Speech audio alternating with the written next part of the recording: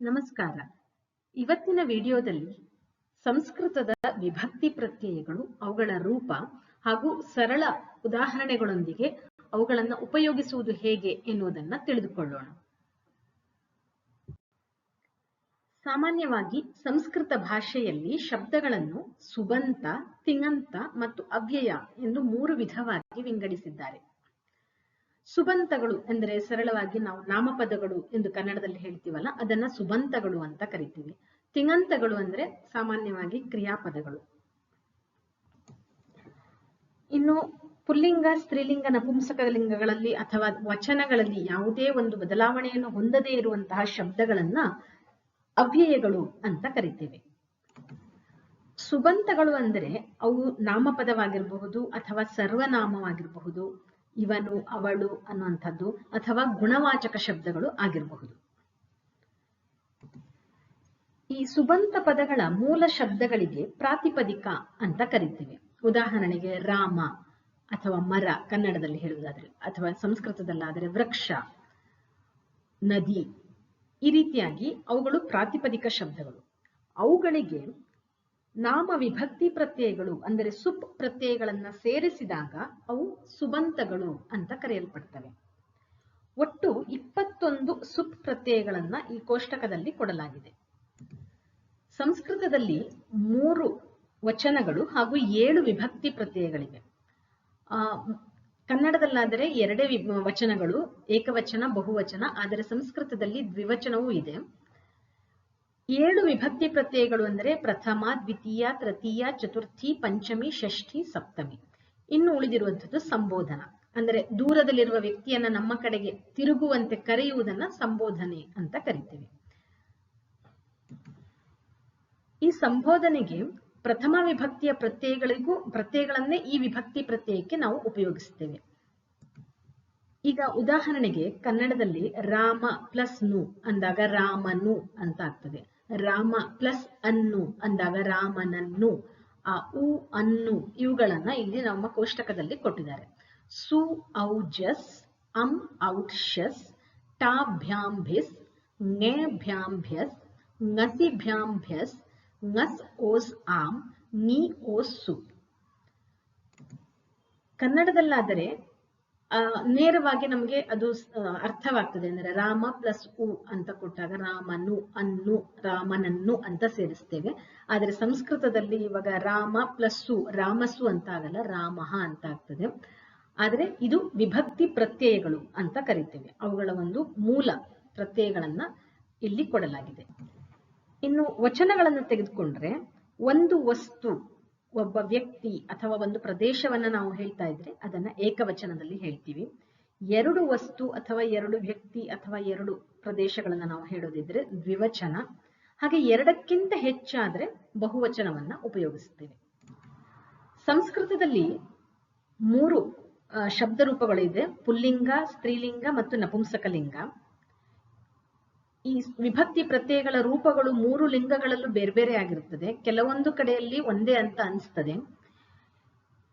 ಇನ್ನು ಈ ಸುಬಂತ ಶಬ್ದಗಳನ್ನ ಇನ್ನು 2 ರೀತಿಯಾಗಿ ಅಜಂತ ಮತ್ತು ಅಥವಾ ಸ್ವರಾಂತ ಶಬ್ದಗಳು ಅಂತ, ಇನ್ನೊಂದು ಹಲಂತ ಅಥವಾ ವ್ಯಂಜನಾಂತ ಶಬ್ದಗಳು ಅಂತ ಕರಿತೀವಿ.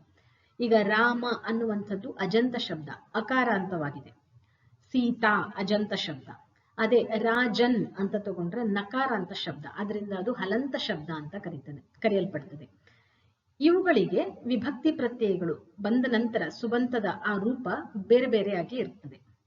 ಇವತ್ತಿನ ಈ ವಿಡಿಯೋದಲ್ಲಿ ಒಂದು ಸುಲಭವಾದ ಒಂದು ಅಜಂತ ಶಬ್ದವನ್ನ ತೆಗೆದುಕೊಂಡು ಈ 7 ವಿಭಕ್ತಿ ಪ್ರತ್ಯಯಗಳನ್ನ ಯಾವ ರೀತಿಯಲ್ಲಿ ಉಪಯೋಗಿಸಬಹುದು ಸರಳ ವಾಕ್ಯಗಳಲ್ಲಿ, ಹಾಗೆ ಕೆಲವೊಂದು ಸರಳ ಶ್ಲೋಕಗಳನ್ನು ಉಪಯೋಗಿಸಿ ಅವುಗಳಲ್ಲಿ ಹೇಗೆ ಉಪಯೋಗಿಸಿದ್ದಾರೆ ಅನ್ನೋದನ್ನ ವಿವರಿಸ್ತೇನೆ.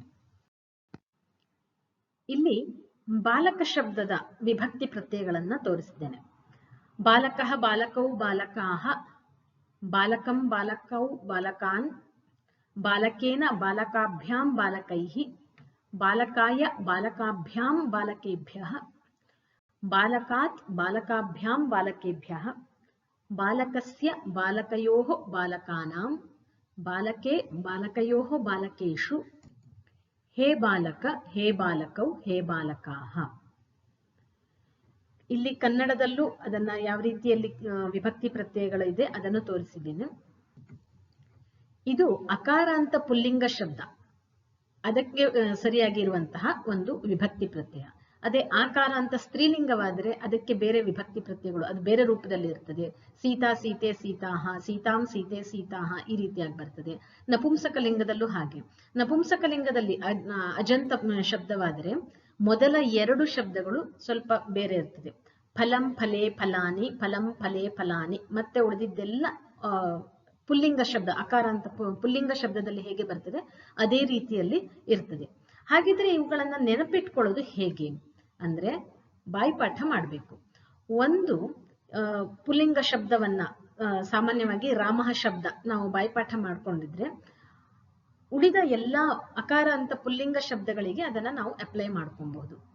ಹಾಗೆ ಆಕಾರ ಅಂತ ಸ್ತ್ರೀಲಿಂಗ ಶಬ್ದ, ಈಕಾರ ಅಂತ ಸ್ತ್ರೀಲಿಂಗ ಶಬ್ದ, ಇಕಾರ ಅಂತ ಪುಲ್ಲಿಂಗ ಶಬ್ದ.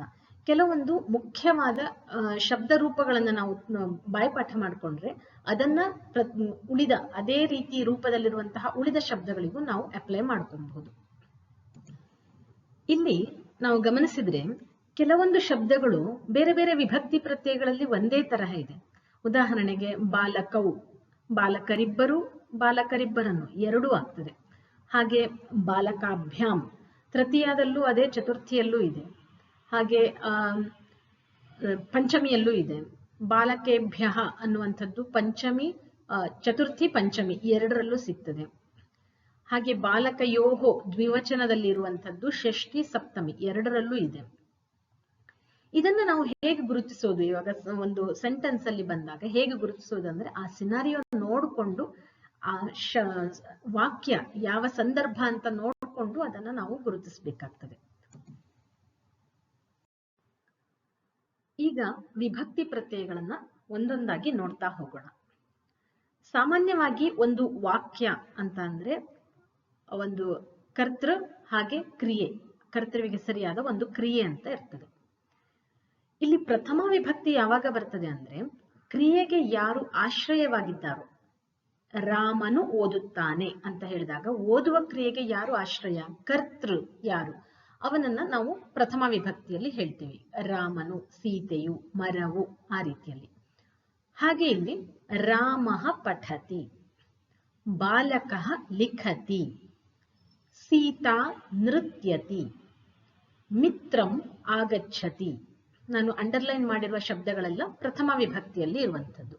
ಇಲ್ಲಿ ಉದಾಹರಣೆಗಳನ್ನ ನಾನು ಬಹುತೇಕ ಏಕವಚನದಲ್ಲಿರುವುದನ್ನೇ ತೆಗೆದುಕೊಂಡಿದ್ದೇನೆ.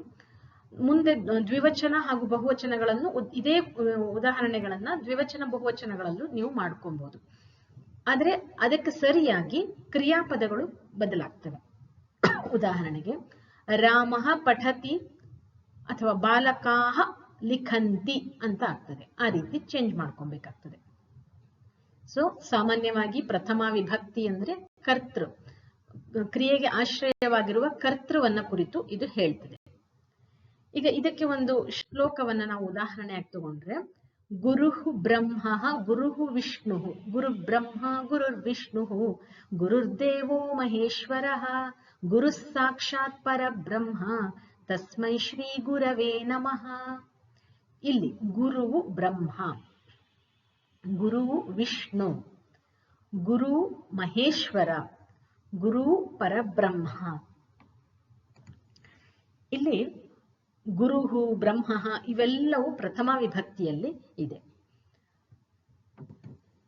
ಇನ್ನು ಕೆಲವೊಂದು ಉದಾಹರಣೆ ತಗೊಳ್ಳೋದಾದ್ರೆ, ಮಾತಾ ಚ ಪಾರ್ವತಿ ದೇವಿ, ಪಿತಾ ದೇವೋ ಮಹೇಶ್ವರ, ಅಲ್ಲೂ ಹಾಗೆ ಮಾತಾ, ಪಾರ್ವತಿ ದೇವಿ, ಪಿತಾ ಅವೆಲ್ಲವೂ ಪ್ರಥಮ ವಿಭಕ್ತಿಯಲ್ಲೇ ಇದೆ.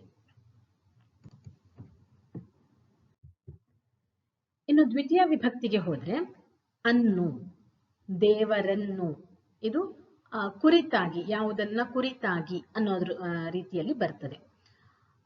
ಇನ್ನು ನಾವು ಶಾಲೆಗೆ ಹೋಗುತ್ತಾನೆ, ಶಾಲೆಯನ್ನು ಕುರಿತು ಹೋಗುತ್ತಾನೆ ಅನ್ನುವಂಥದ್ದು ನಿಜವಾದ ಅರ್ಥ ಅದು. ಆ ಸಂದರ್ಭದಲ್ಲೂ ದ್ವಿತೀಯ ವಿಭಕ್ತಿಯನ್ನ ಹೇಳ್ತೇವೆ.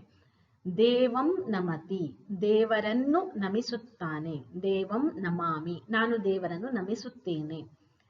ಇನ್ನು ಜಲಂ ವಿನಾ, ಅಂಡರ್ಲೈನ್ ಮಾಡಿರೋ ಶಬ್ದಗಳೆಲ್ಲ ದ್ವಿತೀಯ ವಿಭಕ್ತಿಯಲ್ಲಿರುವಂಥದ್ದು. ಜಲಂ ವಿನಾ ಮಾನವಃ ನ ಜೀವತಿ, ನೀರನ್ನು ಬಿಟ್ಟು, ನೀರಿಲ್ಲದೆ ಮನುಷ್ಯನು ಜೀವಿಸುವುದಿಲ್ಲ. ಬಾಲಕಃ ಪಾಠಂ ಪಠತಿ, ಹುಡುಗನು ಪಾಠವನ್ನು ಓದುತ್ತಾನೆ. ಒಂದು ವಾಕ್ಯ ತಗೊಂಡಾಗ ಕರ್ತೃ ಏನನ್ನು ಮಾಡುತ್ತಾನೆ, ಆ ಕ್ರಿಯೆಯ ಫಲ ಏನು ಅನ್ನೋದನ್ನ ಹೇಳ್ತೀವಲ್ವಾ, ಆವಾಗ ದ್ವಿತೀಯ ವಿಭಕ್ತಿ ಬರ್ತದೆ. ಇವುಗಳೆಲ್ಲದಕ್ಕೂ ಪಾಣಿನಿಯ ವ್ಯಾಕರಣ ಸೂತ್ರಗಳಿಗೆ ಸರಿಯಾಗಿ ಈ ಶಬ್ದಗಳನ್ನ ಮಾಡಿದ್ದಾರೆ. ಬಾಲಕಃ ಪಾಠಂ ಪಠತಿ, ಬಾಲಕನು ಏನನ್ನ ಓದ್ತಾನೆ, ಕ್ವಶನ್ನಿಗೆ ಆನ್ಸರು ಪಾಠಂ, ಅದು ದ್ವಿತೀಯ ವಿಭಕ್ತಿಯಲ್ಲಿ.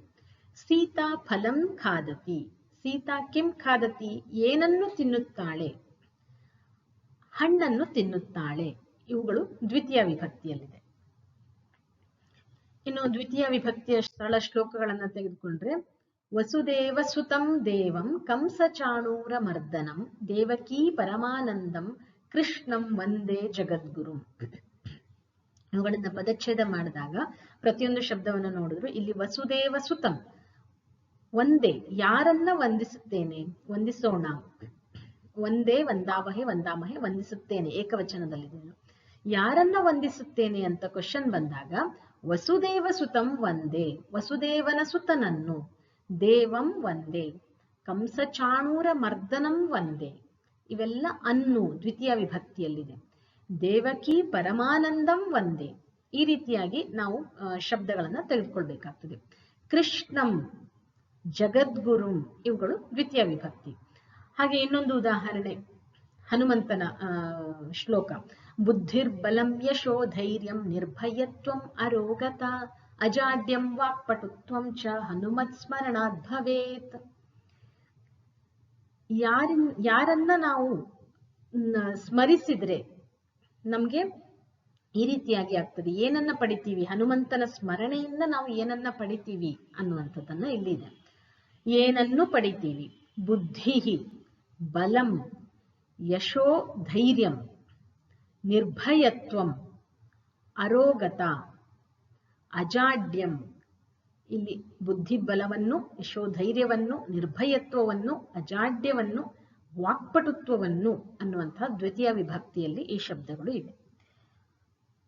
ಇನ್ನು ಕೆಲವೊಂದು ತಗೊಳ್ಳೋದಾದ್ರೆ ಮನೋಜವಂ ಮಾರುತ ತುಲ್ಯ ವೇಗಂ, ಅದು ಸಹ ದ್ವಿತೀಯ ವಿಭಕ್ತಿಯಲ್ಲಿ ತುಂಬಾ ಶಬ್ದಗಳು ಇವೆ ಆ ಶ್ಲೋಕದಲ್ಲೂ. ಹಾಗೂ ಪಾಪಾನ್ ನಿವಾರಯತಿ ಯೋಜಯತೆ ಹಿತಾಯ ಎನ್ನುವಂತಹ ಸುಭಾಷಿತದಲ್ಲಿ ಬಹುವಚನವನ್ನು ನಾವು ಕೂಡ ನೋಡಬಹುದು. ದ್ವಿತೀಯ ವಿಭಕ್ತಿಯ ಪಾಪಾನ್ ನಿವಾರಯತಿ, ಗುಹ್ಯಂ ನಿಗೂಹತಿ, ಅದು ದ್ವಿವಚನದಲ್ಲೇ ಕಾಣಿಸ್ತದೆ. ಇಲ್ಲಿಯವರೆಗೆ ಹೇಳಿದ್ದಾದ್ರೆ ಕರ್ತೃಪದ ಪ್ರಥಮ ವಿಭಕ್ತಿ, ನಾವು ಕರ್ತೃ ಯಾರು ಮಾಡಿದ್ರು ಎನ್ನೋದನ್ನ, ರಾಮಃ, ಸೀತಾ, ಮಿತ್ರಂ, ಈ ರೀತಿಯಾಗಿ.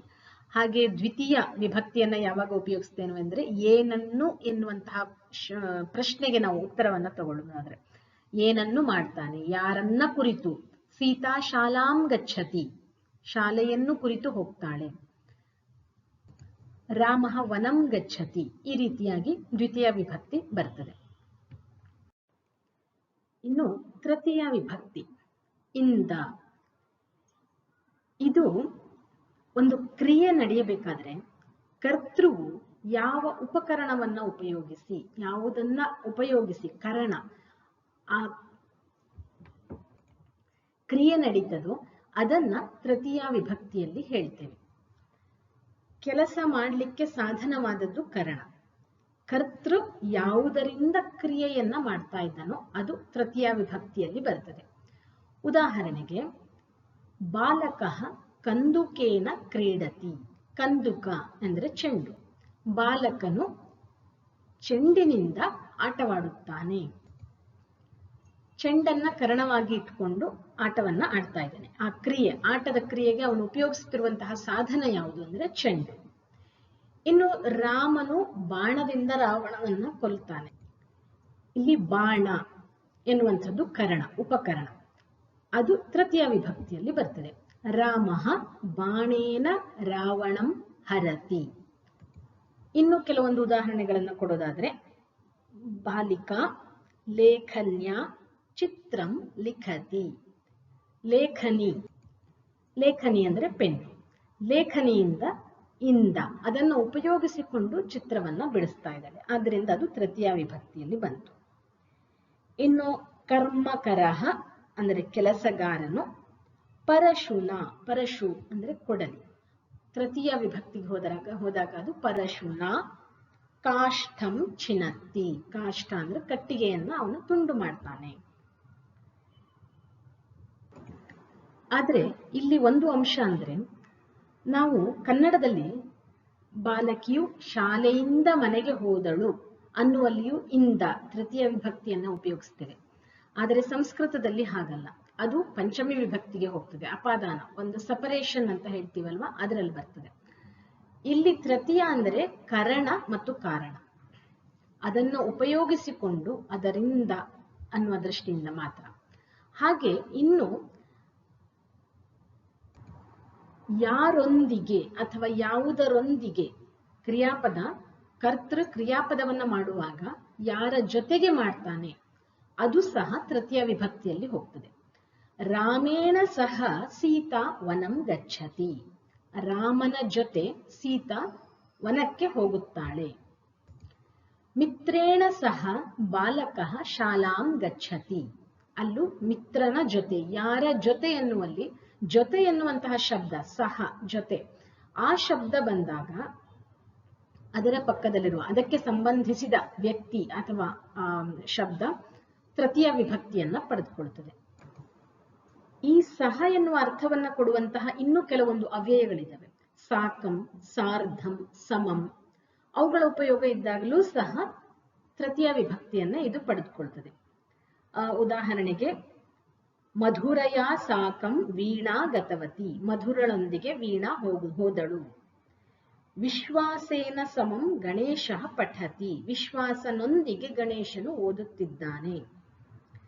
ಧೇನ್ವಾ ಸಾರ್ಧಂ ವತ್ಸಹ ತೃಣಂ ಖಾದತಿ, ಹಸುವಿನ ಜೊತೆ ಕರು ಹುಲ್ಲನ್ನು ತಿನ್ನುತ್ತದೆ. ಈ ಜೊತೆ ಎನ್ನುವಂತಹ ಶಬ್ದ ಬಂದಾಗ ವಾಕ್ಯದಲ್ಲಿ ಆಗಲೂ ಸಹ ತೃತೀಯ ವಿಭಕ್ತಿಯನ್ನ ಉಪಯೋಗಿಸ್ತೇವೆ. ಅದರ ಜೊತೆಗೆ ವಿನ ಎನ್ನುವಂತಹ ಶಬ್ದ ಆಗಲೂ ಸಹ ತೃತೀಯ ವಿಭಕ್ತಿಯನ್ನ ಉಪಯೋಗಿಸ್ತೇವೆ.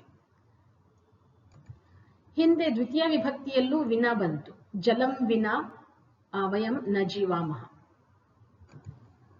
ವಿನ ಶಬ್ದ ಬಂದಾಗ ದ್ವಿತೀಯವನ್ನು ಉಪಯೋಗಿಸಬಹುದು ಅಥವಾ ತೃತೀಯವನ್ನು ಸಹ ಉಪಯೋಗಿಸಬಹುದು. ಆಗ ಉದಾಹರಣೆಗೆ ಮಾತ್ರಾ ವಿನಾ ಪುತ್ರ ಭೋಜನಂ ನ ಕರೋತಿ, ತಾಯಿಯ ಹೊರತಾಗಿ ಅವನ ತಾಯಿ ಇಲ್ಲದೆ ಮಗನು ಊಟ ಮಾಡುವುದಿಲ್ಲ. ಹಾಗೆ ಇನ್ನೊಂದು ಶಬ್ದ ಅಲಂ, ಅಲಂ ಅಂದ್ರೆ ಸಾಕು ಅಂತ ಅರ್ಥ.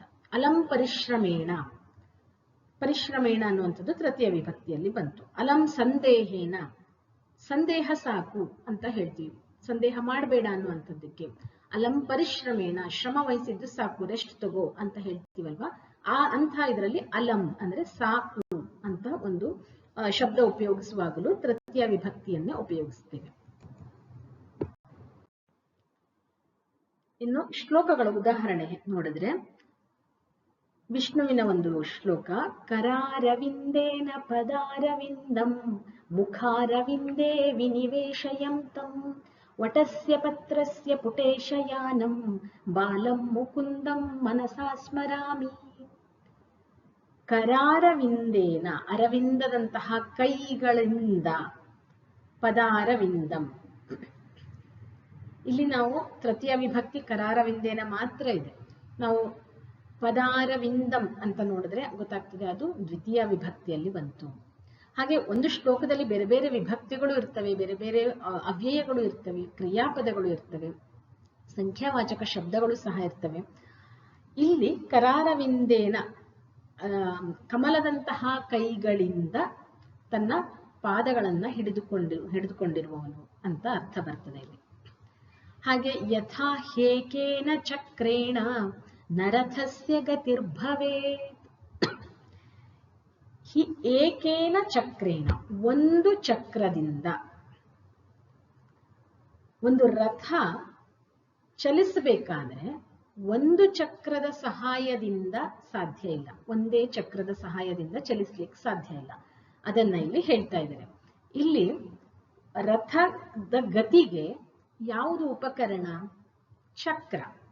ಇಲ್ಲಿ ಆ ಚಕ್ರಕ್ಕೆ ವಿಶೇಷಣ ಏನು? ಏಕಚಕ್ರ, ಒಂದೇ ಚಕ್ರದಿಂದ ನ ರಥಸ್ಯ ಗತಿ ಭವೇತ್, ರಥದ ಗತಿ ಉಂಟಾಗಲ್ಲ.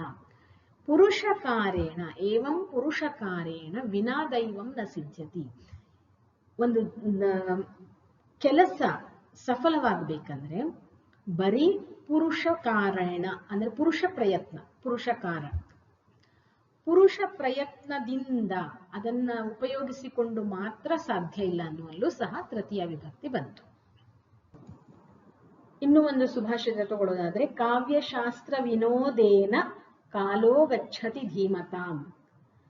ಧೀಮಂತರ ಕಾಲ ಗಚ್ಚತಿ ಹೋಗ್ತದೆ. ಹೇಗೆ ಅಂದ್ರೆ ಕಾವ್ಯಶಾಸ್ತ್ರ ವಿನೋದೇನ, ಅದರಿಂದ ಆ ವಿನೋದ ಕಾವ್ಯಶಾಸ್ತ್ರಗಳಲ್ಲಿ ತಮ್ಮನ್ನ ತಾವು ತೊಡಗಿಸಿಕೊಳ್ಳುವುದರಿಂದ ತಮ್ಮ ಕಾಲವನ್ನ ಕಳೀತಾರೆ.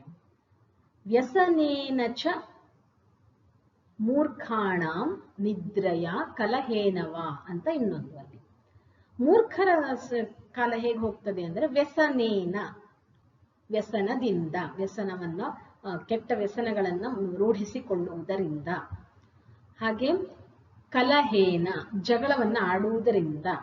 ಇಲ್ಲಿ ಉಪಕರಣ ಅಲ್ಲದೆ ಹೋದ್ರು ಆ ಕಾರಣದಿಂದ ಅಂತ. ಹಾಗೆ ನಿದ್ರಯ, ನಿದ್ರೆಯಿಂದ, ಅದು ಸ್ತ್ರೀಲಿಂಗ, ನಿದ್ರಾ ಸ್ತ್ರೀಲಿಂಗ ಆಗಿರೋದ್ರಿಂದ ನಿದ್ರಯ ಅಂತ ಬಂತು. ಈ ರೀತಿಯಾಗಿ ಕರಣ ಮತ್ತು ಕಾರಣ, ಒಂದು ಕೆಲಸ ಆಗಿದೆ, ಯಾವ ಕಾರಣದಿಂದ ಆಗಿದೆ ಅನ್ನುವಂಥದ್ದು, ಹಾಗೆ ಯಾವ ಉಪಕರಣವನ್ನು ಉಪಯೋಗಿಸಿ ಕ್ರಿಯೆ ನಡೆದಿದೆ ಅನ್ನುವುದು, ಇವು ಎರಡೂ ಸಹ ತೃತೀಯ ವಿಭಕ್ತಿಯಲ್ಲಿ ಬರ್ತದೆ. ಹಾಗೆ ಆ ಶಬ್ದ ಒಂದು ವಾಕ್ಯದಲ್ಲಿ ಸಹ ಯಾರ ಜೊತೆಯಲ್ಲಿ ಹೋಗ್ತಾ ಇದ್ದಾನೆ, ಯಾರ ಜೊತೆಯಲ್ಲಿ ಕೆಲಸ ಮಾಡ್ತಾ ಇದ್ದಾನೆ ಅನ್ನುವಂತಹ ಸಂದರ್ಭದಲ್ಲೂ ಸಹ ತೃತೀಯ ವಿಭಕ್ತಿಯನ್ನು ಉಪಯೋಗಿಸ್ತೇವೆ.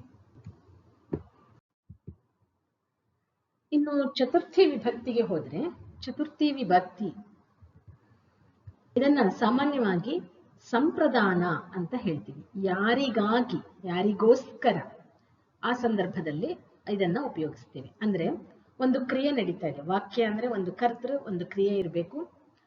ಕರ್ತೃ ಆ ಕ್ರಿಯೆಯನ್ನ ಯಾರಿಗೋಸ್ಕರ ಮಾಡ್ತಾ ಇದ್ದಾನೆ, ಆ ಯಾರಿಗೋಸ್ಕರ ಎನ್ನುವಂತಹ ಆ ಶಬ್ದ ಇದೆಯಲ್ವಾ, ಆ ವ್ಯಕ್ತಿ ಅಥವಾ ಆ ವಸ್ತು, ಅದನ್ನ ನಾವು ಚತುರ್ಥಿ ವಿಭಕ್ತಿಯಲ್ಲಿ ಹೇಳ್ತೇವೆ. ಅಥವಾ ಯಾವ ಕಾರಣಕ್ಕೋಸ್ಕರ ಅವನು ಅದನ್ನ ಮಾಡ್ತಾ ಇದ್ದಾನೆ. ಉದಾಹರಣೆಗೆ, ತಾಯಿ ಮಗನಿಗೆ ಆಹಾರವನ್ನ ಕೊಡುತ್ತಾಳೆ. ಇಲ್ಲಿ ಕೊಡುತ್ತಾಳೆ ಅನ್ನೋದು ಕ್ರಿಯಾಪದ, ತಾಯಿ ಕರ್ತೃ. ತಾಯಿ ಕೊಡುತ್ತಾಳೆ ಯಾರಿಗೆ? ಮಗನಿಗೆ ಆಹಾರವನ್ನ ಕೊಡ್ತಾಳೆ. ಆ ಮಗನಿಗೆ ಎನ್ನುವಂತಹ ಶಬ್ದ ಇದೆಯಲ್ಲ, ಯಾರಿಗೋಸ್ಕರ ಕೊಡ್ತಾ ಇದ್ದಾಳೆ ಆಹಾರವನ್ನ ಅನ್ನುವಂಥದ್ದು ಸಂಪ್ರದಾನ. ಸಾಮಾನ್ಯವಾಗಿ ದಾನವನ್ನ ಕೊಡುವಂಥದ್ದು, ಒಬ್ಬರು ಇನ್ನೊಬ್ಬರಿಗೆ ಬಿಟ್ಟು ಕೊಡುವಂಥದ್ದು. ತಾಯಿ ಅಂಬ ಪುತ್ರಾಯ ಭೋಜನಂ ದದಾತಿ. ಇನ್ನು ನಮಸ್ಕಾರ, ನಮಃ ಎನ್ನುವಂತಹ ಶಬ್ದ ಬಂದಾಗಲೂ ಸಹ ನಾವು ಚತುರ್ಥಿ ವಿಭಕ್ತಿಯನ್ನ ಉಪಯೋಗಿಸ್ತೇವೆ. ಶಿವಾಯ ನಮಃ, ಕೇಶವಾಯ ನಮಃ, ನಮಃ ಶಬ್ದ ಬಂದಾಗ. ಅದೇ ನಮಾಮಿ, ನಮಸ್ಕರೋತಿ ಬಂದಾಗ ದ್ವಿತೀಯ ವಿಭಕ್ತಿ ಬರ್ತದೆ. ಗುರುಂ ನಮಾಮಿ. ಹಾಗೆ ಧನಿಕಃ ಯಾಚಕಾಯ ಧನಂ ದದಾತಿ. ಧನಿಕನು ಹಣವನ್ನ ಕೊಡ್ತಾ ಇದ್ದಾನೆ. ಯಾರಿಗೋಸ್ಕರ? ಯಾರಿಗೆ ಕೊಡ್ತಾ ಇದ್ದಾನೆ? ಅಲ್ಲಿ ಸಂಪ್ರದಾನ, ಯಾರು ಆ ವಸ್ತುವನ್ನ ಸ್ವೀಕರಿಸ್ತಾ ಇದ್ದಾನೋ ಅವನನ್ನ ನಾವು ಚತುರ್ಥಿ ವಿಭಕ್ತಿಯಲ್ಲಿ ಹೇಳ್ತೀವಿ. ಇಲ್ಲಿ ಅಂಬಾ ಪುತ್ರಾಯ ಭೋಜನಂ ದದಾತಿ, ಪುತ್ರನು ಸ್ವೀಕರಿಸ್ತಾ ಇದ್ದಾನೆ, ಆದ್ದರಿಂದ ಪುತ್ರ ಶಬ್ದಕ್ಕೆ ಚತುರ್ಥಿ ವಿಭಕ್ತಿ. ನಾವು ನಮಸ್ಕಾರವನ್ನ ಕೊಡೋದು ಯಾರಿಗೆ? ಶಿವ ನಮ್ಮ ನಮಸ್ಕಾರವನ್ನ ಸ್ವೀಕರಿಸ್ತಾ ಇದ್ದಾನೆ, ಶಿವಾಯ ನಮಃ. ಯಾಚಕನು ಧನಿಕನಿಂದ ಹಣವನ್ನ ಪಡೆದುಕೊಳ್ತಾ ಇದ್ದಾನೆ, ಆ ಸ್ವೀಕರಣೆ ಮಾಡ್ತಾ ಇರುವಂತದ್ದು ಯಾಚಕ, ಆದ್ದರಿಂದ ಯಾಚಕ ಶಬ್ದಕ್ಕೆ ಚತುರ್ಥಿ ವಿಭಕ್ತಿ ಬರ್ತದೆ. ಹಾಗೆ ಸುಧಾಮಃ ಕೃಷ್ಣಾಯ ಫಲಂ ದದಾತಿ, ಸುಧಾಮನು ಕೃಷ್ಣನಿಗೆ ಫಲಂ ಕೊಡ್ತಾನೆ. ಅಥವಾ ಭಕ್ತನು ದೇವರಿಗೆ ಪುಷ್ಪವನ್ನ ಸಮರ್ಪಿಸ್ತಾನೆ. ಭಕ್ತ ಯಾರಿಗೆ? ಇಲ್ಲಿ ದೇವರಿಗೆ. ಆ ದೇವ ಶಬ್ದಕ್ಕೆ ಚತುರ್ಥಿ ವಿಭಕ್ತಿ. ದೇವಾಯ ಪುಷ್ಪಂ ಸಮರ್ಪಯತಿ.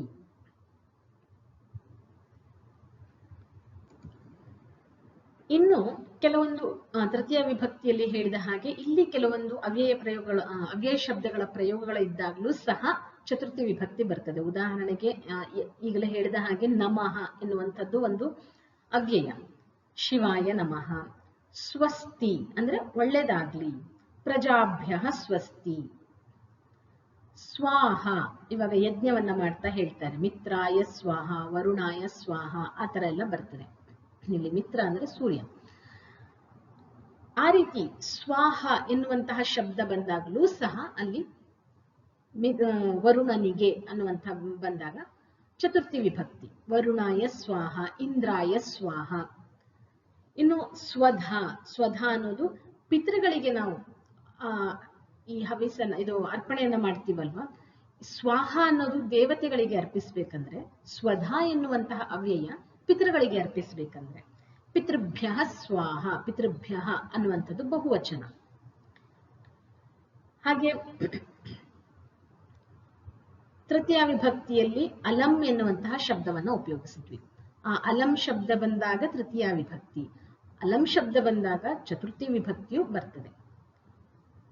ಪರಿಶ್ರಮೇಣ ಅಲಂ ಅಂತಾಯ್ತು.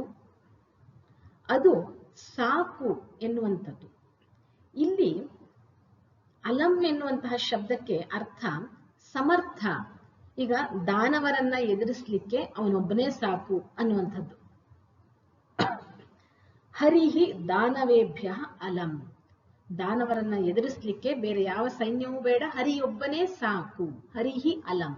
ಯಾರಿಗೋಸ್ಕರ ಅವನು ಸಾಕು? ದಾನವರನ್ನ ಸೋಲಿಸ್ಲಿಕ್ಕೆ. ದಾನವೇಭ್ಯ ಅಥವಾ ದಾನವಾಯ ಸಾಕು. ಅಲಂ ಅಂತ ಬರ್ತದೆ. ಅಂದ್ರೆ ಚತುರ್ಥಿ ವಿಭಕ್ತಿ ಸಂಪ್ರದಾನಕಾರಕಕ್ಕೆ ಬರ್ತದೆ. ಸಂಪ್ರದಾನ ಅಂದ್ರೆ ಯಾವ ಕಾರಣಕ್ಕೋಸ್ಕರ ಅಥವಾ ಯಾರಿಗೋಸ್ಕರ ಕ್ರಿಯೆ ನಡೀತಾ ಇದೆ, ಯಾರಿಗಾಗಿ ಕೊಡ್ತಾ ಇದ್ದಾರೆ, ಆ ವಸ್ತು, ವ್ಯಕ್ತಿ ಅಥವಾ ವಿಷಯಕ್ಕೆ ಚತುರ್ಥಿ ವಿಭಕ್ತಿಯನ್ನ ಉಪಯೋಗಿಸಬೇಕಾಗ್ತದೆ. ಇನ್ನು ಕಾರಣ ಅಂತ ತಗೊಂಡ್ರೆ ಆರೋಗ್ಯಾಯ ಫಲಂ ಖಾದಾಮಿ. ಆರೋಗ್ಯಕ್ಕೋಸ್ಕರ, ಆರೋಗ್ಯವಂತನಾಗಿರ್ಲಿಕ್ಕೋಸ್ಕರ ನಾನು ಫಲವನ್ನ ತಿಂತೇನೆ. ಆರೋಗ್ಯಾಯ ವ್ಯಾಯಾಮಂ ಕರೋಮಿ. ಪರೋಪಕಾರಾಯ ಫಲಂತಿ ವೃಕ್ಷಾಃ. ವೃಕ್ಷಗಳು ಹಣ್ಣನ್ನ ಕೊಡ್ತವೆ. ಯಾವ ಕಾರಣಕ್ಕಾಗಿ? ಪರೋಪಕಾರಕ್ಕಾಗಿ. ಈ ರೀತಿಯಾಗಿ ಕಾರಣಕ್ಕೂ ಬರ್ತದೆ. ಅಲ್ಲಿ ತೃತೀಯ ವಿಭಕ್ತಿಯ ಕಾರಣ ಬೇರೆ, ಇಲ್ಲಿ ಚತುರ್ಥಿಯ ವಿಭಕ್ತಿಯ ಕಾರಣ ಎನ್ನುವಂಥದ್ದು ಬೇರೆ. ಚತುರ್ಥಿ ವಿಭಕ್ತಿಯಲ್ಲಿ ಕಾರಣ ಎನ್ನುವಂಥದ್ದು ಒಂದು ಪ್ರಯೋಜನದ ತರ ಉಪಯೋಗಿಸಬೇಕು. ಅಲ್ಲಿ ಉದಾಹರಣೆಗೆ ಶ್ಲೋಕವನ್ನೇ ತೆಗೆದುಕೊಂಡ್ರೆ, ಪರೋಪಕಾರಾಯ ಫಲಂತಿ ವೃಕ್ಷಾಃ ಪರೋಪಕಾರಾಯ ವಹಂತಿ ನದ್ಯಃ. ಇಲ್ಲಿ ಪರೋಪಕಾರಾಯ ಎನ್ನುವಂಥದ್ದು ಚತುರ್ಥಿ ವಿಭಕ್ತಿಯಲ್ಲಿ ಬಂತು. ಹಾಗೆ ಪರೋಪಕಾರಾರ್ಥಂ ಅದು ಸಹ ಚತುರ್ಥಿ ವಿಭಕ್ತಿಯಲ್ಲೇ ಇದೆ. ಇನ್ನು ರಾಮಾಯ ರಾಮಭದ್ರಾಯ ನಮಃ, ಹಿಂದೆ ಹೇಳಿದ ಹಾಗೆ ನಮಃ ಎನ್ನುವಂತಹ ಶಬ್ದ ನಮಸ್ಕಾರ ಕ್ರಿಯೆ. ಅದೊಂದು ನಮಃ ಎನ್ನುವಂತಹ ಕ್ರಿಯಾಪದ ಅದು ಉಪಯೋಗಿಸಲ್ಪಟ್ಟಾಗ, ಕೃದಂತ ಉಪಯೋಗಿಸಲ್ಪಟ್ಟಾಗ ಯಾರಿಗೆ ಆ ನಮ್ಮ ನಮಸ್ಕಾರ ಯಾರಿಗೆ ಸಲ್ತದೋ ಅವರನ್ನ ನಾವು ಚತುರ್ಥಿ ವಿಭಕ್ತಿಯಲ್ಲಿ ಹೇಳ್ತೀವಿ. ರಾಮಾಯ, ರಾಮಭದ್ರಾಯ, ರಾಮಚಂದ್ರಾಯ, ವೇಧಸೆ ಅದು ಚತುರ್ಥಿ ವಿಭಕ್ತಿ. ರಘುನಾಥಾಯ, ನಾಥಾಯ, ಸೀತಾಯಾಹ ಪತಯೇ ನಮಃ. ಸೀತಾಯಾಹ ಎನ್ನುವುದು ಷಷ್ಠಿ ವಿಭಕ್ತಿಯಲ್ಲಿ ಸೀತೆಯ ಪತಿಯಾದ ಪತಿಗೆ ನಮಃ.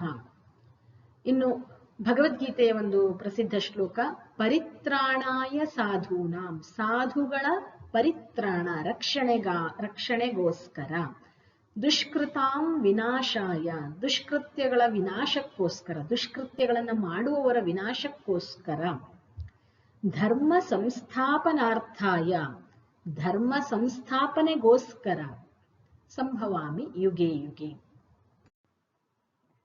ಮುಂದಿನ ವಿಭಕ್ತಿ ಪಂಚಮಿ ವಿಭಕ್ತಿ.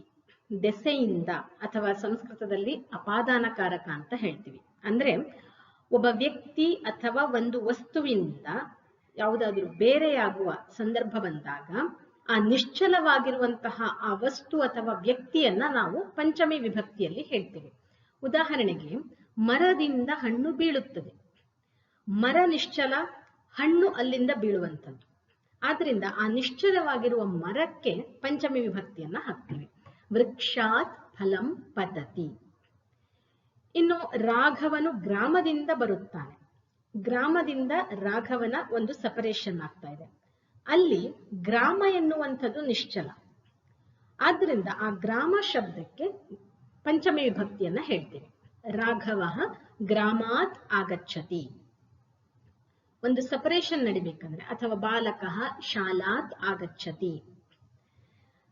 ಇನ್ನು ಕೆಲವೊಂದು ಅವ್ಯಯಗಳು, ಬಹಿಹಿ ಅಂದ್ರೆ ಹೊರಗೆ, ಪ್ರಾಕ್ ಅಂದ್ರೆ ಮೊದಲು, ಈ ರೀತಿಯ ಅವ್ಯಯಗಳು ಇದ್ದಾಗಲೂ ಸಹ ಅದರ ಯಾವುದರ ಹೊರಗೆ ಅಥವಾ ಯಾವುದರ ಮೊದಲು ಅನ್ನುವಂತಹ ಆ ಯಾವುದರ ಎನ್ನುವ ಪ್ರಶ್ನೆ ಇದೆಯಲ್ಲ, ಅದಕ್ಕೂ ಸಹ ಪಂಚಮಿ ವಿಭಕ್ತಿಯನ್ನು ಉಪಯೋಗಿಸ್ತೇವೆ. ಉದಾಹರಣೆಗೆ, ತಿನ್ನುವ ಮೊದಲು ನಿಮ್ಮ ಕೈಕಾಲುಗಳನ್ನು ತೊಳೆಯಿರಿ. ಮೊದಲು ಪ್ರಾಕ್. ಯಾವುದರ ಮೊದಲು? ತಿನ್ನುವ ಮೊದಲು. ಭೋಜನಾತ್ ಪ್ರಾಕ್ ಹಸ್ತಪಾದಂ ಪ್ರಕ್ಷಾಲಯ. ಅಥವಾ ಗೃಹಾತ್ ಬಹಿಹಿ ವೃಕ್ಷ ಅಸ್ತಿ. ಮನೆಯ ಹೊರಗೆ. ಭೋಜನದ ಮೊದಲು. ಇಲ್ಲಿ ಕನ್ನಡದಲ್ಲಿ ನಾವು ನೋಡಿದ್ರೆ ಅದು ಷಷ್ಠಿ ವಿಭಕ್ತಿ ಅಂತ ಅನ್ಸ್ಬೋದು, ಆದ್ರೆ ಪಂಚಮಿ ವಿಭಕ್ತಿಯನ್ನ ತಗೊಂತೀವಿ ಸಂಸ್ಕೃತದಲ್ಲಿ. ಭೋಜನಾತ್ ಪ್ರಾಕ್ ಹಸ್ತಪಾದಂ ಪ್ರಕ್ಷಾಲಯ. ಇನ್ನು ಅವುಗಳಿಗೆ ಶ್ಲೋಕವನ್ನ ನೋಡೋಣ. ಆಚಾರ್ಯಾತ್ ಪಾದಮಾದತ್ತೆ ಪಾದಂ ಶಿಷ್ಯ ಸ್ವಮೇಧಯ ಪಾದಂ ಸ ಬ್ರಹ್ಮಚಾರಿಭ್ಯ ಪಾದಂ ಕಾಲಕ್ರಮೇಣತು. ಈ ಸುಭಾಷಿತದಲ್ಲಿ ಸುಭಾಷಿತದ ಅರ್ಥ ಆಚಾರ್ಯನಿಂದ ಕಾಲು ಭಾಗವನ್ನ ಪಡಿತೇವೆ. ಏನನ್ನ? ವಿದ್ಯೆಯನ್ನ ಆಚಾರ್ಯನಿಂದ ಪಡೆಯುವಂಥದ್ದು. ಇಲ್ಲಿ ಸಪರೇಷನ್ ಅನ್ನುವಂಥದ್ದು ಭೌತಿಕವಾಗಿ ಇಲ್ಲದೆ ಹೋದ್ರು ಯಾರಿಂದ ಒಂದು ವಿಷಯವನ್ನ ಪಡಿತಾ ಇದ್ದೀವಿ.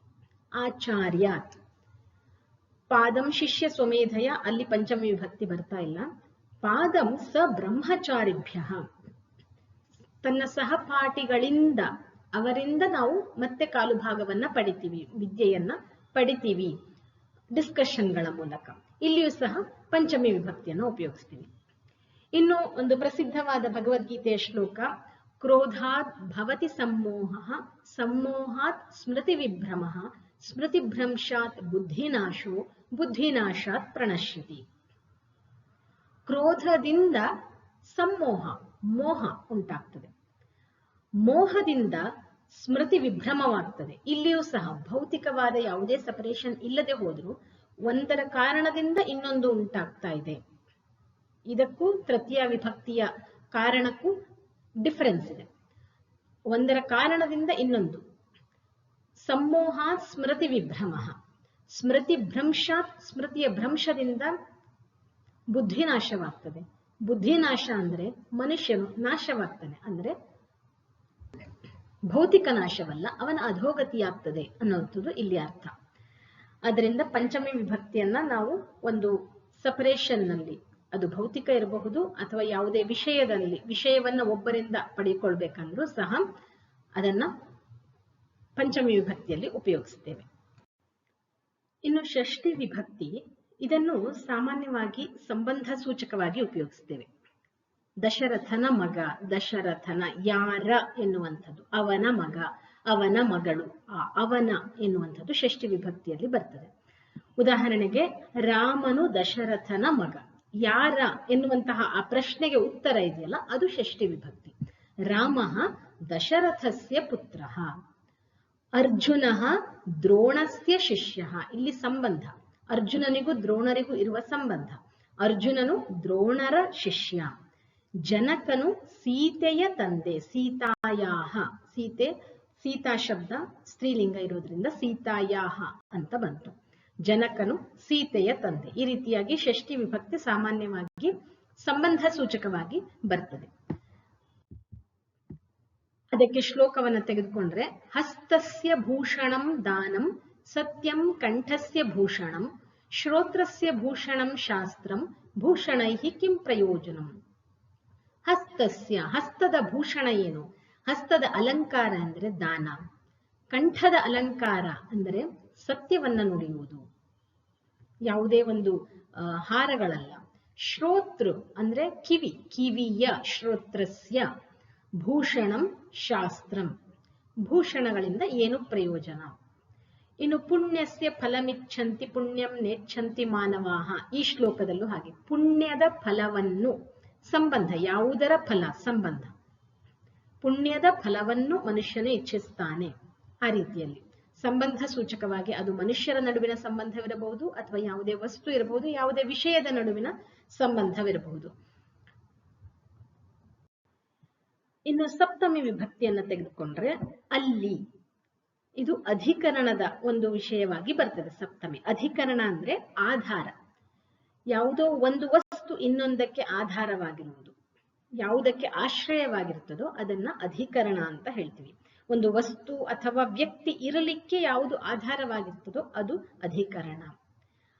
ಉದಾಹರಣೆಗೆ ಮತ್ಸ್ಯ ಜಲೇ ವಸತಿ, ಮೀನು ಎಲ್ಲಿ ವಾಸಿಸುತ್ತದೆ? ಮೀನಿಗೆ ಆಶ್ರಯ ಯಾವುದು? ನೀರು. ಮೀನು ನೀರಿನಲ್ಲಿ ವಾಸಿಸುತ್ತದೆ, ನೀರಿನಲ್ಲಿ, ಜಲೇ, ಅದರಿಂದ ಮತ್ಸ್ಯ ಜಲೇ ವಸತಿ. ಇನ್ನು ಹುಡುಗ ಎಲ್ಲಿ ಆಟ ಆಡ್ತಿದ್ದಾನೆ ಅಂತ ಕೇಳಿದಾಗ ಅವನು ಆಟವಾಡುವುದಕ್ಕೆ ಆಶ್ರಯವಾಗಿರುವುದು ಯಾವುದು? ಕ್ರೀಡಾಂಗಣೆ.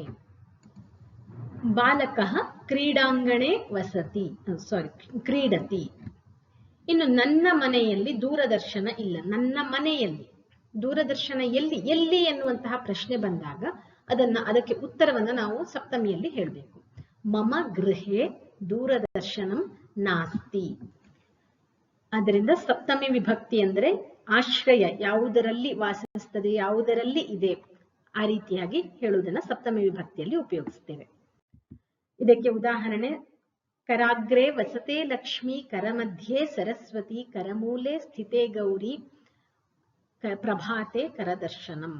ಕರಾಗ್ರೆ ಕರದ ಅಗ್ರಭಾಗದಲ್ಲಿ, ಕರ ಮಧ್ಯೆ ಕರದ ಹಸ್ತದ ಮಧ್ಯದಲ್ಲಿ, ಅಲ್ಲಿ, ಕರಮೂಲೆ ಮೂಲ ಭಾಗದಲ್ಲಿ, ಪ್ರಭಾತೆ ಬೆಳಗ್ಗಿನ ಸಮಯದಲ್ಲಿ. ಇನ್ನು ಅನ್ಯಕ್ಷೇತ್ರೆ ಕೃತಂ ಪಾಪಂ ಪುಣ್ಯಕ್ಷೇತ್ರೆ ಪ್ರಣಶ್ಯತಿ, ಪುಣ್ಯಕ್ಷೇತ್ರೆ ಕೃತಂ ಪಾಪಂ ವಜ್ರಲೇಪೋ ಭವಿಷ್ಯತಿ. ಎಲ್ಲಿ? ಅನ್ಯಕ್ಷೇತ್ರೆ ಯಾವುದೋ ಒಂದು ಕ್ಷೇತ್ರದಲ್ಲಿ, ಪುಣ್ಯಕ್ಷೇತ್ರೆ ಪುಣ್ಯಕ್ಷೇತ್ರದಲ್ಲಿ, ಬೇರೆ ಪ್ರದೇಶದಲ್ಲಿ ಮಾಡಿದ ಪಾಪ ನಾವು ಪುಣ್ಯಕ್ಷೇತ್ರಕ್ಕೆ ಹೋಗಿ ಅದನ್ನ ಪರಿಹಾರ ಮಾಡಿಕೊಳ್ಬಹುದು. ಆದರೆ ಪುಣ್ಯಕ್ಷೇತ್ರದಲ್ಲಿ ಮಾಡಿದ ಪಾಪ ಅದು ವಜ್ರಲೇಪದಂತೆ ಹಾಗೇ ಇರ್ತದೆ. ಎಲ್ಲೂ ಪುಣ್ಯಕ್ಷೇತ್ರಕ್ಕೂ ಹೋಗಿ ಮತ್ತೆ ಪಾಪವನ್ನ ಮಾಡ್ತಾ ಇದ್ರೆ ಅದರಿಂದ ಪರಿಹಾರ ಸಿಗಲ್ಲ ಅನ್ನುವಂಥದ್ದು ಈ ಸುಭಾಷಿತದ ಅರ್ಥ. ಇಲ್ಲಿ ಸಹ ಸಪ್ತಮಿ ವಿಭಕ್ತಿಯನ್ನ ಉಪಯೋಗಿಸಿದ್ದೇವೆ. ಸಂಬೋಧನ ಅಂದ್ರೆ ಒಬ್ಬರನ್ನ ನಾವು ಸಂಬೋಧಿಸಬೇಕಾದ್ರೆ, ಹೇ ರಾಮ, ಹೇ ಸೀತಾ ಇಲ್ಲಿ ಬಾ, ಈ ರೀತಿಯಾಗಿ ನಾವು ಒಬ್ಬರನ್ನ ಸಂಬೋಧಿಸಿ ನಮ್ಮ ಕಡೆಗೆ ಗಮನವನ್ನ ಸೆಳಿಬೇಕಾದ್ರೆ ಸಂಬೋಧನವನ್ನ ಉಪಯೋಗಿಸ್ತೀವಲ್ಲ, ಅದನ್ನ ಹೇಗೆ ಉಪಯೋಗಿಸೋದು ಅಂದ್ರೆ ರಾಮ, ಇಲ್ಲಿ ರಾಮ ಪ್ರಥಮ ಆದ್ರೆ ಪ್ರಾತಿಪದಿಕವನ್ನ ತಗೊಂಡಿದೀವಿ. ರಾಮ ಸಂಬೋಧನವು ಪ್ರಥಮ ವಿಭಕ್ತಿಯಲ್ಲಿ ಇರ್ತದೆ. ರಾಮ ಅತ್ರ ಆಗಚ್ಚತು, ರಾಮ ಇಲ್ಲಿಗೆ ಬಾ. ಸೀತೆ ಚಿಂತಾ ಮಾ ಕರೋತು, ಸೀತೆಯ ಪ್ರಥಮ ವಿಭಕ್ತಿ ಏಕವಚನ ಸೀತಾ ಆಗ್ತದೆ. ಆದ್ರೆ ಸಂಬೋಧನೆ ಹೇಳ್ಬೇಕಂದ್ರೆ ಅದು ವ್ಯಾಕರಣ ರೀತಿಯಲ್ಲಿ ಸೀತೆ ಅಂತ ಆಗ್ತದೆ. ಉದಾಹರಣೆಗೆ ಸೀತಾ ಗ್ರಾಮಂ ಗಚ್ಚತಿ, ಇಲ್ಲಿ ನಾವು ಒಂದು ವಿಷಯವನ್ನ ಹೇಳ್ತಾ ಇದ್ದೇವೆ ಸೀತೆಯ ಬಗ್ಗೆ. ಸೀತೆಯು ಗ್ರಾಮಕ್ಕೆ ಹೋಗುತ್ತಿದ್ದಾಳೆ. ಆದರೆ ಸೀತೆಯನ್ನ ಸಂಬೋಧಿಸಬೇಕಾದ್ರೆ ಸೀತೆ ಅಂತಾನೆ ಕರಿಬೇಕು. ಸೀತಾ ಇಲ್ಲಿ ಬಾ ಅಲ್ಲ, ಅವಳ ಹೆಸರು ಸೀತಾ ಅಂದ್ರೂ ಸೀತೆ ಅಂತ ಕರಿಬೇಕಾಗ್ತದೆ. ಹಾಗೆ ಸರಸ್ವತಿ ಅನ್ನುವಂಥದ್ದು ಅದರ ಪ್ರಾತಿಪದಿಕ ಸರಸ್ವತಿ ಶಬ್ದ, ಈಕಾರ ಅಂತ ಸ್ತ್ರೀಲಿಂಗ ಶಬ್ದ ಅದು. ಆದ್ರೆ ಸಂಬೋಧನೆಯಲ್ಲಿ ಸರಸ್ವತಿ ಅಂತಾನೆ ಬರ್ಬೇಕಾಗ್ತದೆ. ಅಲ್ಲಿ ಇಕಾರ, ಹ್ರಸ್ವ ಇಕಾರವನ್ನ ಉಪಯೋಗಿಸ್ಬೇಕಾಗ್ತದೆ. ಈಕಾರ ಅಂತ ಸ್ತ್ರೀಲಿಂಗ ಶಬ್ದವಾಗಿದ್ರೆ ಸಂಬೋಧನೆಯಲ್ಲಿ ಅದರ ಹ್ರಸ್ವ ಇಕಾರ ಅಂತ ಆಗ್ತದೆ. ಹಾಗೆ ಸೀತಾ ಆಕಾರ ಅಂತ ಸ್ತ್ರೀಲಿಂಗ ಏಕಾರವಾಗ್ತದೆ. ಇವೆಲ್ಲ ಪಾಣಿನಿಯ ವ್ಯಾಕರಣ ರೀತಿಯಲ್ಲಿ ಇದನ್ನ ಕೊಟ್ಟಿದ್ದಾರೆ. ಶ್ಲೋಕದ ಉದಾಹರಣೆಯಲ್ಲಿ ವಕ್ರತುಂಡ ಮಹಾಕಾಯ ಕೋಟಿ ಸೂರ್ಯ ಸಮಪ್ರಭ ನಿರ್ವಿಘ್ನಂ ಕುರು ಮೇ ದೇವ ಸರ್ವಕಾರ್ಯೇಷು ಸರ್ವದಾ. ಇಲ್ಲಿ ವಕ್ರತುಂಡ, ಮಹಾಕಾಯ, ವಕ್ರತುಂಡನೆ, ಮಹಾಕಾಯನೇ, ಕೋಟಿ ಸೂರ್ಯ ಸಮವಾದ ಪ್ರಭೆಯನ್ನು ಉಳ್ಳವನೇ, ನಿರ್ವಿಘ್ನಂ ಕುರುಮೆ ದೇವ, ಹೇ ದೇವ, ಸರ್ವಕಾರ್ಯೇಷು ಸರ್ವದಾ. ಇನ್ನು ಸರ್ವಮಂಗಲ ಮಾಂಗಲ್ಯೆ ಶಿವೆ ಸರ್ವಾರ್ಥ ಸಾಧಕೆ ಶರಣ್ಯೆ ತ್ರ್ಯಂಬಕೆ ಗೌರಿ ನಾರಾಯಣಿ ನಮೋಸ್ತುತೆ. ಸರ್ವಮಂಗಲ ಮಾಂಗಲ್ಯೆ, ಸೀತೆ ತರ ಮಾಂಗಲ್ಯ ಇದ್ದಿದ್ದು ಮಾಂಗಲ್ಯೆ ಆಯ್ತು. ಶಿವೆ ಸರ್ವಾರ್ಥ ಸಾಧಿಕೆ ಶರಣ್ಯೆ ತ್ರಯಂಬಕೆ ಗೌರಿ, ಗೌರಿ ಇದ್ದಿದ್ದು ಗೌರಿ ಶಬ್ದ ಸಂಬೋಧನೆಯಲ್ಲಿ ಗೌರಿ ಹ್ರಸ್ವ ಸ್ವರ ಆಯಿತು. ನಾರಾಯಣಿ ಶಬ್ದ ನಾರಾಯಣಿ ಆಯಿತು. ಹಾಗೆಯೇ ಸರಸ್ವತಿ ನಮಸ್ತುಭ್ಯಂ, ಅದರಲ್ಲೂ ಹಾಗೆ ಸರಸ್ವತಿ ಅಲ್ಲ, ಸರಸ್ವತಿ ನಮಸ್ತುಭ್ಯಂ, ಹೇ ಸರಸ್ವತಿ ನಿನಗೆ ನಮಸ್ಕಾರಗಳನ್ನು ಮಾಡ್ತೇನೆ. ಈ ರೀತಿಯಾಗಿ ಸಂಬೋಧನದ ಕೆಲವೊಂದು ಶ್ಲೋಕಗಳು.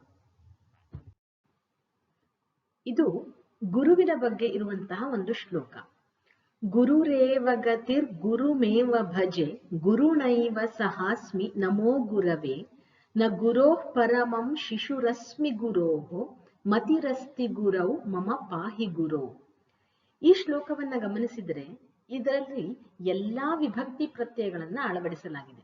ಉದಾಹರಣೆಗೆ ಗುರುಹು ಏವ ಗತಿಹಿ, ಗುರುಹು ಪ್ರಥಮ ವಿಭಕ್ತಿಯಲ್ಲಿದೆ. ಗುರುಹು ಗುರುಂ ಏವ ಭಜೆ, ಗುರುಂ ಎನ್ನುವಂಥದ್ದು ದ್ವಿತೀಯ ವಿಭಕ್ತಿ ಏಕವಚನದಲ್ಲಿದೆ. ಗುರುಣ ಏವ, ಗುರುಣ ಗುರುವಿನಿಂದ ಉಪಕರಣ ಇಲ್ಲಿ ತೃತೀಯ ವಿಭಕ್ತಿಯಲ್ಲಿದೆ. ಗುರವೇ ನಮೋ ಗುರವೇ ನಮಃ. ಕೆಲವರು ಗುರು ಬ್ರಹ್ಮ ಯಾವುದಾದ್ರೂ ಒಂದು ಶ್ಲೋಕವನ್ನ ಹೇಳಬೇಕಾದ್ರೆ ಗುರುವೇ ನಮಃ ಅಂತ ಹೇಳ್ತಾರೆ, ಅದು ತಪ್ಪು. ಗುರವೇ ನಮಃ ಅಂತ ಹೇಳಬೇಕು. ಗುರವೇ ಚತುರ್ಥಿ ವಿಭಕ್ತಿಯಲ್ಲಿದೆ. ನ ಗುರೋಃ ಪರಮಂ, ಗುರುವಿನ ಪಂಚಮಿ ವಿಭಕ್ತಿಯಲ್ಲಿದೆ. ಗುರುವಿಗಿಂತ ಪರಮ ಅಂದ್ರೆ ಎತ್ತರದಲ್ಲಿ ಇನ್ಯಾರು ಇಲ್ಲ ಅಂತ. ಶಿಶುರಸ್ಮಿ ಗುರೋಹೋ, ಗುರುವಿನ ಮಗು ನಾನು. ಶಿಶುಹು ಅಸ್ಮಿ, ಇಲ್ಲಿ ಗುರೋಹೋ ಷಷ್ಠಿ ವಿಭಕ್ತಿಯಲ್ಲಿದೆ. ಮತಿರಸ್ತಿ ಗುರೌ, ಗುರುವಿನಲ್ಲಿ ಅಧಿಕರಣ ಸಪ್ತಮಿ ವಿಭಕ್ತಿಯಲ್ಲಿದೆ. ಗುರುವಿನಲ್ಲಿ ನನ್ನ ಮತಿಯನ್ನ ಇರಿಸಿದ್ದೇನೆ. ಮಮ ಪಾಹಿ ಗುರೋ, ಇಲ್ಲಿ ಗುರೋ ಎನ್ನುವಂಥದ್ದು ಸಂಬೋಧನ. ಗುರುವೇ ನನ್ನನ್ನು ಕಾಪಾಡು ಎನ್ನುವಂಥದ್ದು. ಈ ಶ್ಲೋಕದಲ್ಲಿ ಎಲ್ಲಾ ವಿಭಕ್ತಿ ಪ್ರತ್ಯಯಗಳನ್ನ ನಾವು ಗಮನಿಸಬಹುದು.